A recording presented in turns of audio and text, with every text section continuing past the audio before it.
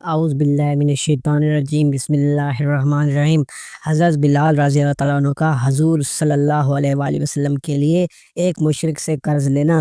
حضرت بلال رضی اللہ تعالیٰ عنہ سے ایک صاحب نے پوچھا کہ حضور اقدس صلی اللہ علیہ وآلہ وسلم کے اخراجات کی کیا صورتحال ہوتی تھی۔ حضرت بلال رضی اللہ تعالیٰ عنہ نے فرمایا کہ حضور صلی اللہ علیہ وآلہ وسلم کے پاس کچھ جمع تو رہتا ہی نہیں تھا، یہ خدمت میرے پر تھی، جس کی صورت یہ تھی کہ کوئی مسلمان بھوکا آتا تو حضور اقدس صلی اللہ علیہ وآلہ وسلم مجھے ارشاد فرما دیتے، میں کہیں سے قرض لے کر اس کو کھانا کھلا دیتا۔ کوئی ننگا آتا تو مجھے ارشاد فرما دیتے، میں کسی سے قرض لے کر اس کا کپڑا پہنا دیتا۔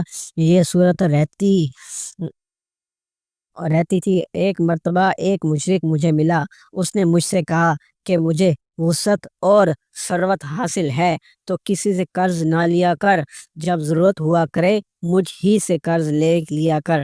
میں نے کہا اس سے بہتر کیا ہوگا، اس سے قرض لینا شروع کر دیا۔ جب ارشاد عالی ہوتا اس سے قرض لے آیا کرتا اور ارشاد والا کی تعمیل کر دیتا۔ ایک مرتبہ وضو کر کے اذان کہنے کے لیے کھڑا ہی ہوا تھا کہ وہی مشرک ایک جماعت کے ساتھ آیا اور کہنے لگا، او حبشی! میں ادھر متوجہ ہوا تو ایک دم بے تحاشا گالیاں دینے لگا اور برا بلا جو منہ میں آیا کہا، اور کہنے لگا کہ مہینہ ختم ہونے میں کتنے دن باقی ہیں۔ میں نے کہا قریب ختم ہونے کے ہے۔ کہنے لگا 4 دن باقی ہیں، اگر مہینہ کے ختم تک میرا سب قرضہ ادا نہ کیا تو تجھے اپنے قرضہ میں غلام بناؤں گا اور اسی طرح بکریاں چراتا پھرے گا جیسے پہلے کرتا تھا۔ یہ کہہ کر چلا گیا۔ مجھ پر دن بھر جو گزرنا چاہیے تھا وہی گزرا۔ تمام دن رنج و صدمہ سوار رہا اور عشاء کی نماز کے بعد حضور صلی اللہ علیہ وسلم کی خدمت میں تنہائی میں حاضر ہوا اور سارا قصہ سنایا اور عرض کیا، یا رسول اللہ صلی اللہ علیہ وآلہ وسلم، نہ آپ کے پاس اس وقت ادا کرنے کو فوری انتظام ہے اور نہ کھڑے کھڑے کو میں کوئی انتظام کر سکتا ہوں، وہ ذلیل کرے گا، اس لیے اگر اجازت ہو تو اتنے قرض اترنے کا انتظام ہو میں کہ روپوش ہو جاؤں۔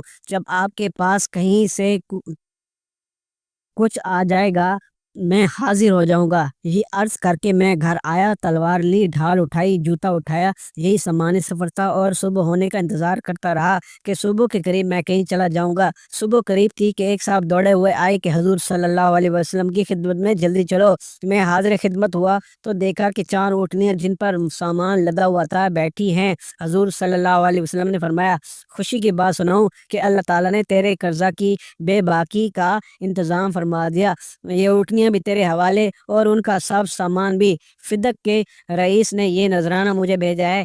میں نے اللہ کا شکر ادا کیا اور خوشی خوشی ان کو لے کر گیا اور سارا قرضہ ادا کر کے واپس آیا۔ حضور صلی اللہ علیہ وآلہ وسلم اتنے میں مسجد میں انتظار فرماتے رہے۔ میں نے واپس آ کر عرض کیا کہ حضور صلی اللہ کا شکر ہے، حق تعالیٰ نے سارا قرضے سے آپ کو سبکدوش کر دیا اور اب کوئی چیز بھی قرضہ کی باقی نہیں رہی۔ حضور صلی اللہ علیہ وسلم نے دریافت فرمایا کہ سامان میں سے بھی کچھ باقی ہے؟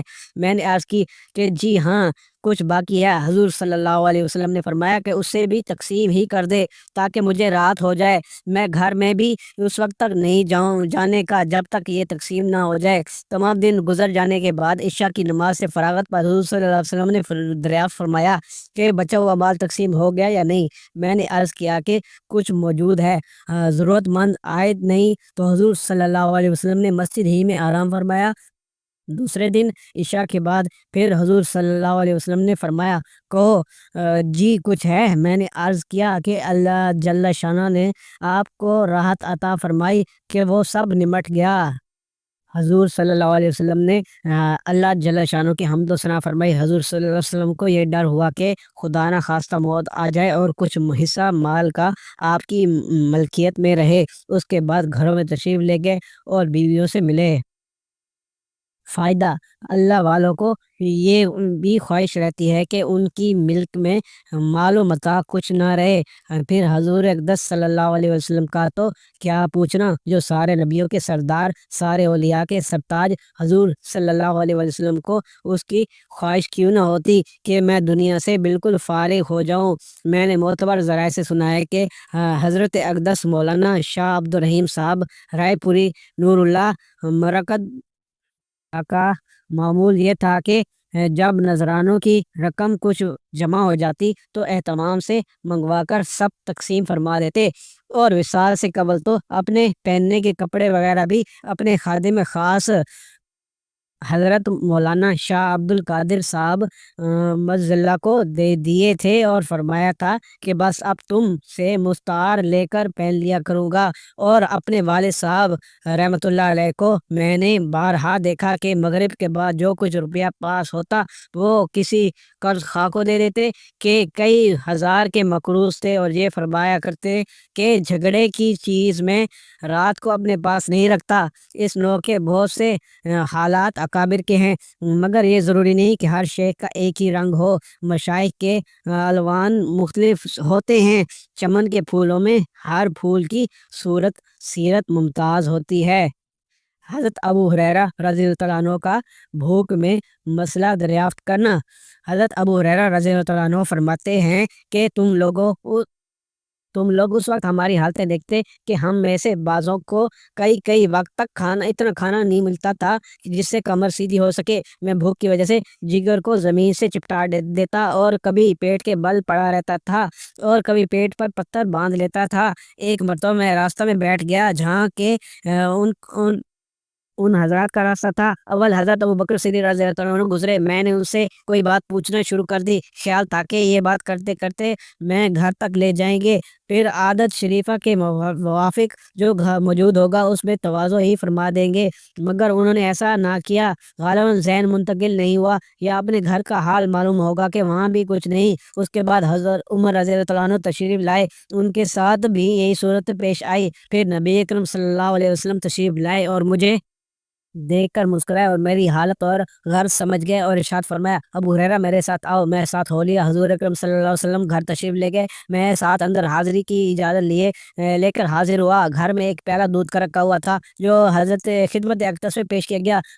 دریافت فرمایا کہ کہاں سے آیا ہے؟ عرض کیا فلاں جگہ سے، حضرت حضور صلی اللہ علیہ وسلم کے لیے ہدیہ میں آیا ہے۔ حضور صلی اللہ علیہ وسلم نے ارشاد فرمایا، ابو ہریرہ جاؤ، اہل صفہ کو بلا لاؤ۔ اہل صفہ اسلام کے مہمان شمار ہوتے تھے، جو یہ وہ لوگ تھے جن کے نہ گھر تھا، نہ در، نہ ٹھکانہ، نہ کھانے کی کوئی مستقل انتظام۔ ان حضرات کی مقدار کم و بیش ہوتی رہتی تھی، مگر اس قصہ کے وقت 70 تھی۔ حضور صلی اللہ علیہ وسلم کا معمول یہ بھی تھا کہ ان میں سے دو چار کو کسی کھاتے پیتے صحابی کا کبھی کبھی مہمان بھی بنا دیتے، اور خود اپنا معمول یہ تھا کہ کہیں سے صدقہ آتا تو ان لوگوں کے پاس بھیج دیتے، اور خود اس میں شرکت نہ فرماتے، اور کہیں سے ہدیہ آتا تو ان کے ساتھ حضور اکرم صلی اللہ علیہ وسلم خود بھی اس میں شرکت فرماتے۔ حضور صلی اللہ علیہ وسلم نے بلانے کا حکم دیا۔ مجھے گراں تو ہوا کہ اس دودھ کی مقدار ہی کیا ہے جس پر سب کو بلا لاؤں، سب کا کیا بھلا ہوگا، ایک آدمی کو بھی مشکل سے کافی ہوگا۔ پھر بلانے کے بعد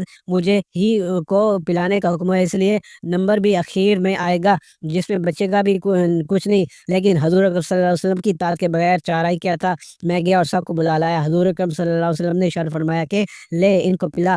میں ایک شخص کے پاس پیالہ لے حوالہ کرتا اور خوب سیر ہو کے وہ پیتا اور پیالہ مجھے واپس کر دیتا۔ اسی طرح سب کو بلایا اور پلایا، سب سیر ہو گئے تو حضور اکرم صلی اللہ علیہ وسلم نے پیالہ دست مبارک میں لے کر مجھے دیکھا اور تبسم فرمایا، پھر فرمایا کہ بس اب تو، میں اور تو ہی باقی ہے۔ میں نے عرض کیا کہ بے شک۔ فرمایا کہ لے پی۔ میں نے پیا۔ ارشاد فرمایا اور پی۔ میں نے اور پیا۔ بالآخر میں نے عرض کیا، یا رسول اللہ اب میں نہیں پی سکتا۔ اس کے بعد حضور اکرم صلی اللہ علیہ وسلم نے سب کا بچا ہوا خود نوش فرمایا۔